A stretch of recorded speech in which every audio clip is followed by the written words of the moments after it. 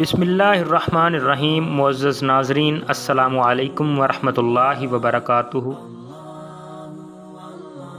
رسول اللہ صلی اللہ علیہ وآلہ وسلم نے ایک بار وضو کے بعد موزہ پہننے کا قصد فرمایا، لیکن دیکھا کہ اچانک آپ صلی اللہ علیہ وآلہ وسلم کا موزہ ایک عقاب اڑا کر لے گیا۔ آپ صلی اللہ علیہ وآلہ وسلم یہ ماجرا دیکھ کر حیران ہوئے۔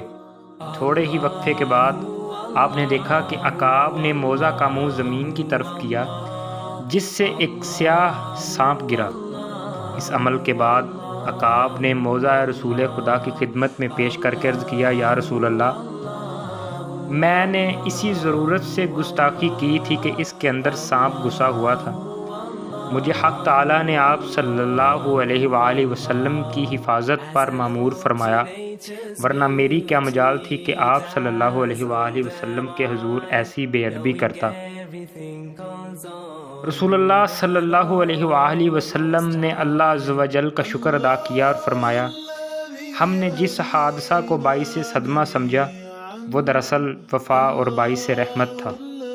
عقاب نے عرض کیا، میں نے ہوا میں اڑتے ہوئے موزہ شریف میں سانپ دیکھ لیا تو یہ میرا کمال نہیں، یا رسول اللہ، یہ آپ ہی کے نور اور روشنی کا فیضان اور عکس تھا۔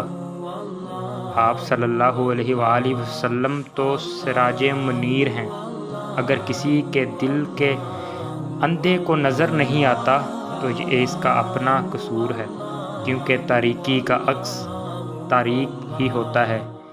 دوستو، آج کا درس حیات یہ ہے کہ آئی ہوئی مصیبت کسی بڑی مصیبت سے بچانے کا ذریعہ ہوتی ہے، اس لیے حالات کو اللہ کے سپرد ہی رکھنا چاہیے۔ وما علینا الا البلاغ المبین۔